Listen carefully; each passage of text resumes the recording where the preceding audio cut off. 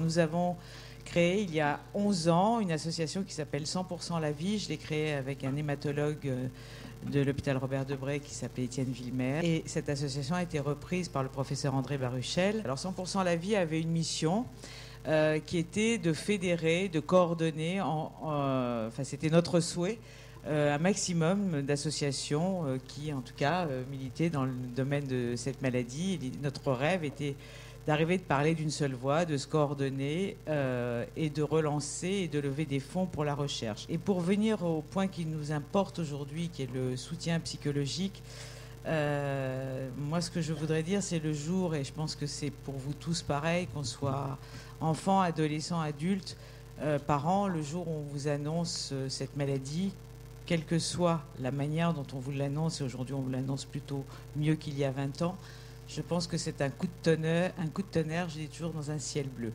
Et la seule chose que l'on souhaite, on a l'impression qu'on est seul au monde, que la terre s'ouvre sous vos pieds, et on ne sait pas très bien vers quoi se tourner. Et j'aurais, je pense, aimé rencontrer peut-être un parent d'enfant malade ou un jeune adulte guéri, en rémission ou guéri, et ça ne s'est pas présenté comme ça. Alors nous avons, et la première chose que nous faisons, je pense, les uns et les autres, moi à l'époque ça a été de chercher dans le Larousse ce que voulait dire leucémie, et je ne vous dis pas ce que j'y ai trouvé, c'était absolument terrifiant comme définition, donc voilà, je l'ai refermé tout de suite en me disant que je n'écouterais que notre instinct et qu'il vivrait et qu'on le sortirait de là. Aujourd'hui, quand on vous annonce ce genre de maladie, qu'est-ce qu'on fait? Vraisemblablement, on se précipite, vous le savez tous. On écoute d'abord ce que vous dit le médecin, mais on rentre chez soi et on a tendance à aller naviguer sur Internet. Et sur Internet, on y trouve des choses bien, mais on trouve aussi des choses inquiétantes. Et surtout, je pense qu'il y a tellement d'informations que trop d'informations, comme on dit dans mon métier, tue l'information.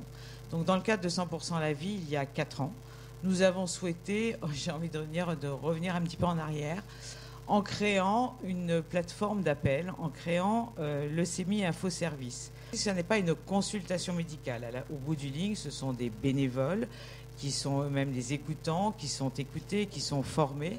Mais cela permet aussi de vous préparer, vous allez voir votre médecin, de préparer votre visite à votre médecin. Enfin voilà, c'est surtout un échange. C'est une sorte de ligne ouverte pour vous aider à naviguer dans ce vocabulaire, dans ce monde pas toujours facile. Il y a un langage, il y a des codes, il y a un discours. Et très souvent, les patients, et je le sais, n'osent pas faire commenter un bilan. Enfin bon, voilà, tout ce qu'on a évoqué aujourd'hui, un numéro de téléphone comme celui de Leucémie Info Service peut vous aider à naviguer dans cet univers.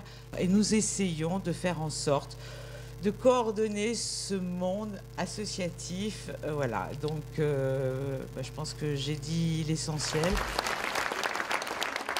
Cette goutte d'eau représente l'événement cancer.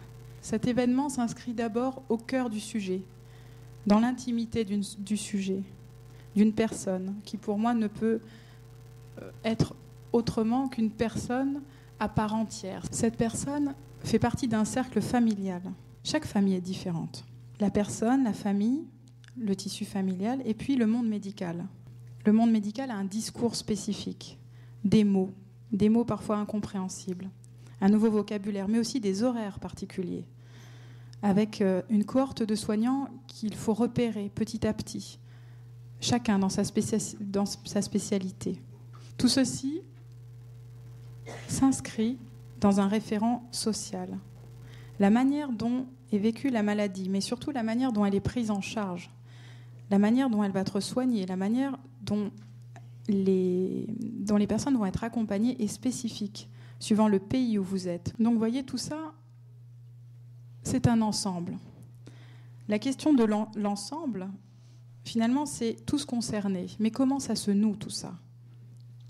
Comment ça se noue? Parce que finalement, chacun va voir la réalité de là où il en est, de son filtre à lui, de son filtre perceptif. Je vais prendre un axe en particulier, donc celui patient, famille, équipe médicale. Et je vais en passer par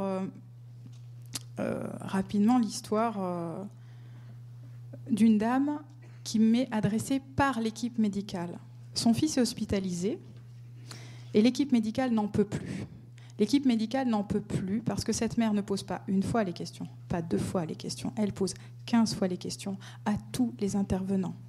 Que ce soit des médecins, que ce soit la personne qui passe le balai, que ce soit l'infirmière qui vient poser, elle repose les questions, comme si rien ne pouvait jamais s'inscrire en elle. Résultat des courses, cette dame qui demande encore plus de choses, l'équipe médicale la fuit autant que possible. On en arrive à un grave malentendu. Cette femme, je la reçois. Elle me dit qu'elle est ravie de me rencontrer pour parler évidemment de son fils, hospitalisé. Et elle commence à parler de son fils. Jusqu'au moment où je lui demande « Mais comment allez-vous » Et là, elle me dit « C'est indécent, votre question. Indécent. Scandaleux, votre question. La question ne se pose même pas. Elle ne vit plus depuis l'annonce. Petit à petit, elle accepte de se déposer, de se dire.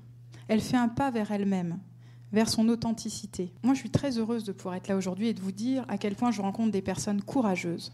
Courageuses et prises dans un effort pour se rencontrer elles-mêmes, pour aller vers leur authenticité, qui en passe parfois par des larmes. Parce que cette femme, quand elle a pu dire ce qui l'habitait, c'est la colère, c'est la rage, c'est le désespoir qui sont venus s'inscrire dans notre entretien. C'était la souffrance à l'état pur. Elle fond en larmes. Et là, elle se rend compte que s'autoriser à vivre si son fils est malade, c'est comme si les 2 phrases ne pouvaient pas fonctionner en même temps dans sa tête. Et petit à petit, elle va s'autoriser à vivre pour pouvoir continuer à soutenir son fils. C'est là le cœur de mon propos. Si l'aidant s'épuise, il ne peut plus être présent. Voilà, merci. Merci de votre attention.